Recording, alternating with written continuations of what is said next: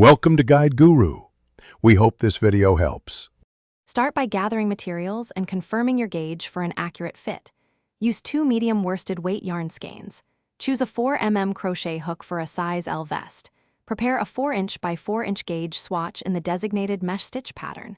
Measure your bust and add desired ease. For a relaxed fit, use 4 inches of ease. For a snug fit, reduce ease to 1 inch. Write down final finished bust measurement before proceeding with pattern math. Create a chain foundation to match half the finished bust circumference. Multiply inches by 3 stitches per inch for a starting count. Work mesh stitch rows across the foundation row for even texture. The repeat is single crochet, chain 3, skip 2 stitches, then single crochet. Maintain stitch markers at center front and back for alignment. Continue repeating rows until body measures the desired length to armhole. Stop mesh repeats once you reach an armhole depth of 8 inches. Finish edges and straps to complete your mesh vest with professional results.